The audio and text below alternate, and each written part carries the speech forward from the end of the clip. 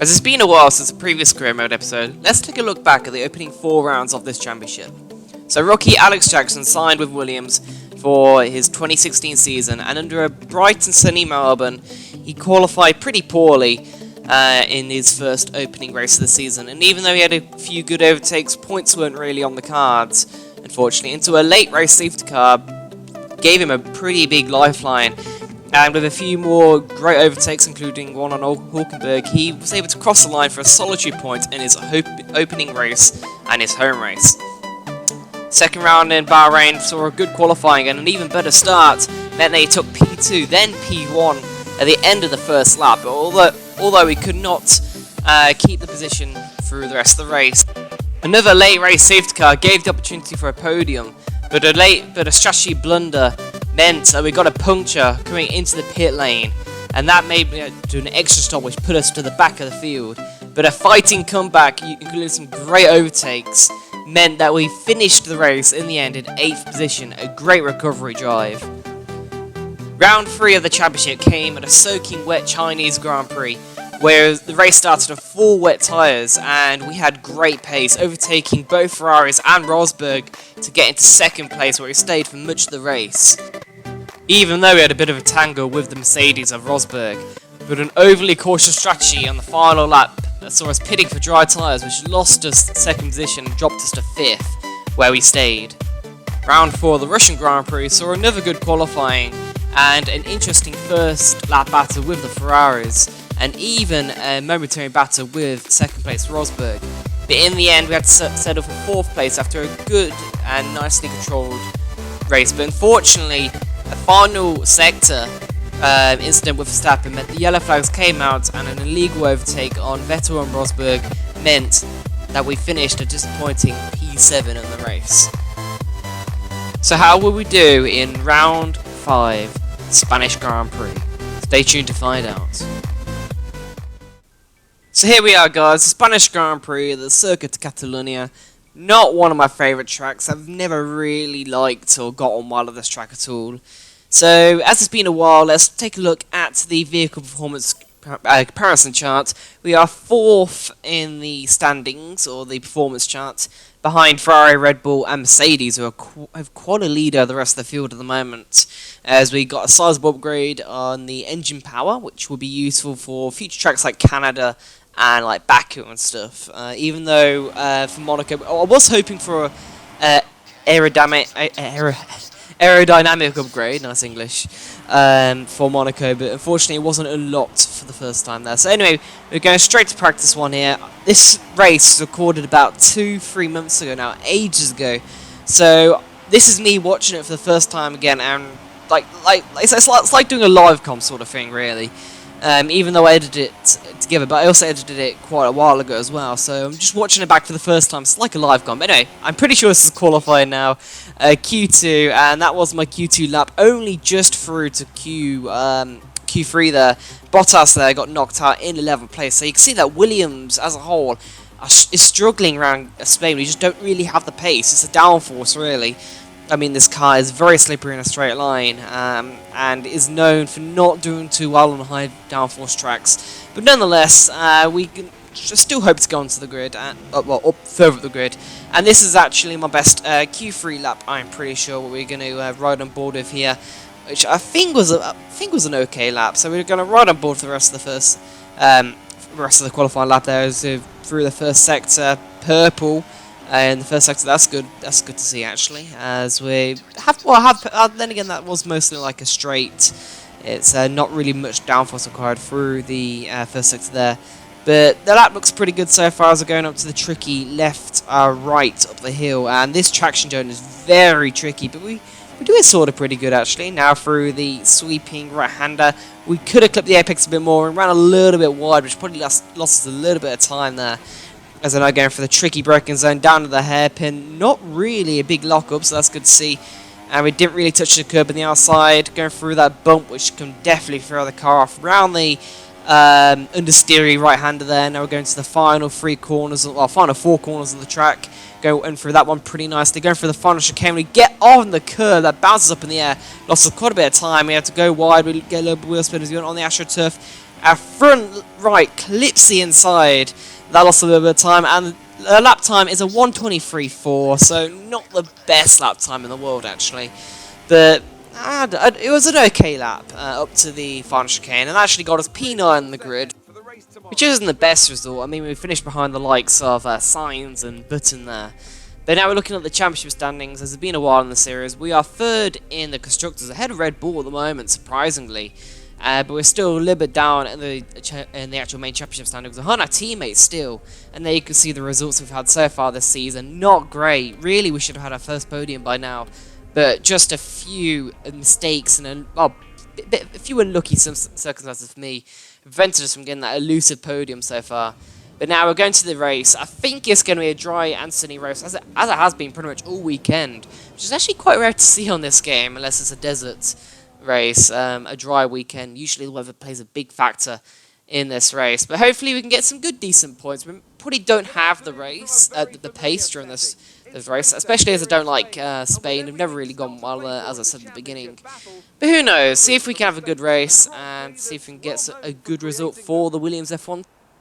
So here we are on the grid now in our P9 grid slot. Just a disclaimer for you guys, this was recorded about 2-3 minutes ago when my driving on this game probably was a little bit slower than it is now. So obviously I've improved since then, so obviously I'm a bit quicker in the game, so I actually need to get back into career mode. I've actually recorded the Spain, Monaco and Canada races.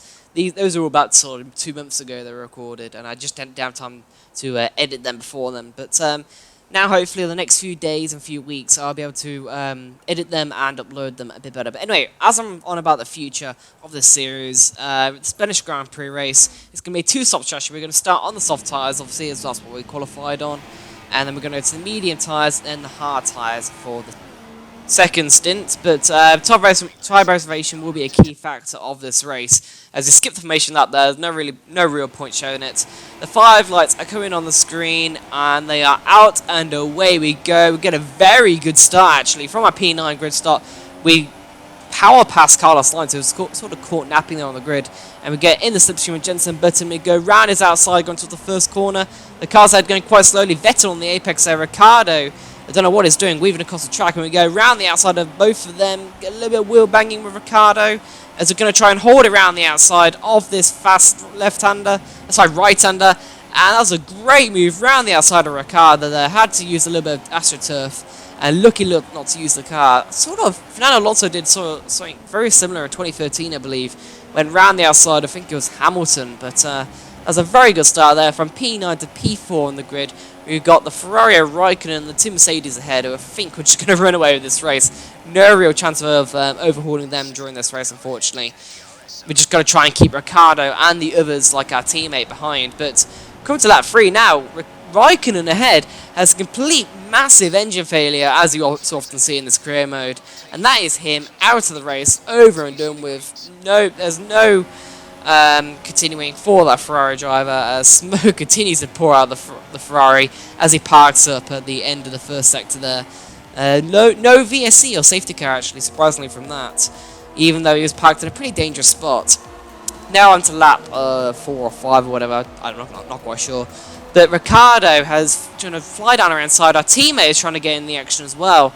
It could be 3 wide. We could have a look round the outside of Ricciardo there, and that's a good move, slightly off the track actually, as we slowly outbroke ourselves. But I think that was a good defensive move there, and just keeping Ricciardo behind if we can, as Red Bull is slightly slower in the straight line, because they have improved it for the 2016 season, so it's not as big as a factor. As we lose the back end, go into the pit lane. That's as late as you can dare, really, going into this. I mean, remember, if you speed into the pit lane, you do get a drive-through penalty, as we get held there for Verstappen, so that won't really help as we get an extra second added to our pit stop time.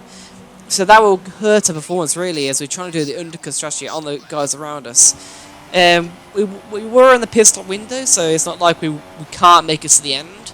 Although it will definitely be tricky with the condition of the tyres around this track.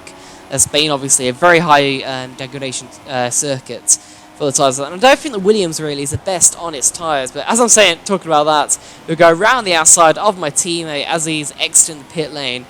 So it's very opportunistic there. The AI seem to go quite slowly on the apex of turn 1, and that gives us a great momentum to go around the outside. And speaking of that, we've got Ricciardo exiting the pit lane now, and we're going to do the same thing to him. We go right around the outside of turn 1 there, as we're now behind the two Renaults, who's held up by Rosberg.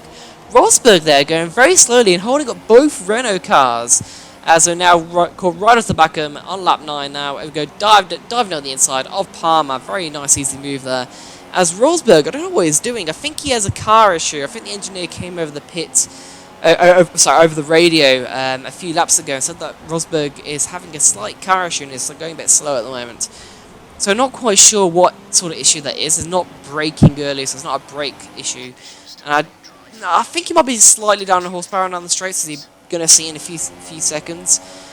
So it might be like an ERS failure, I'm not quite sure, an engine power failure, maybe like a wrong engine setting or something like that. But anyway, we fly down the inside of Magnussen there, as the Renault isn't the best in the straight line compared to our speedy Williams, as now we have DRS on Rosberg on a Mercedes. So just like Russia, we're going to fly down his inside, down the pit straight. How long this will last for, me ahead of him, I'm not quite sure, probably not that long. But it's good to get the position ahead of him anyway, because that's a net second place, really, once everyone else ahead has pitted, including Harry Anto, who's doing a very good job for himself, up in P6.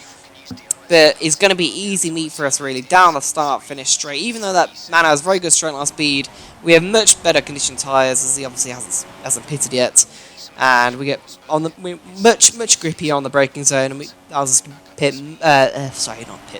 brake much later.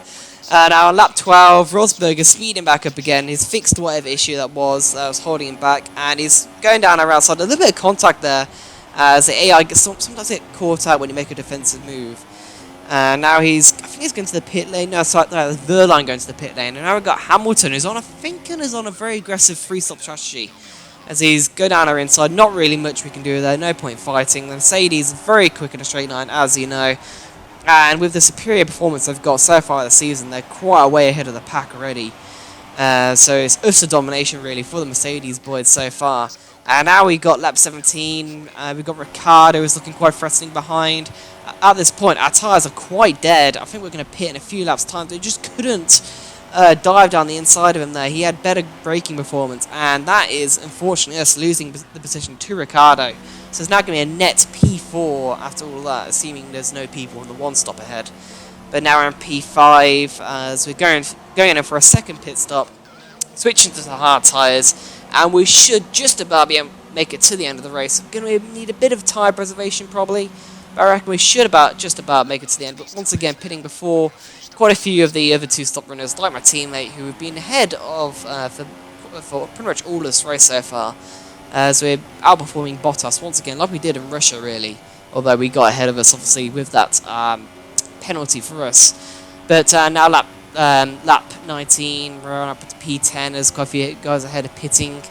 Now P7 by lap 22. Now, unfortunately, something I didn't foresee, both Force Indies ahead, Hulkenberg and Perez, are on the one-stop strategy. Hulkenberg, as you can see, is only about 5 seconds on the road. Perez is about a couple of seconds ahead of him. So, something I didn't foresee there. They're both on the one-stop, and they both have very good tyre preservation there. And we weren't really catching that quickly, as quickly as I was expecting to. Got Bottas a few seconds behind. He's not really catching me.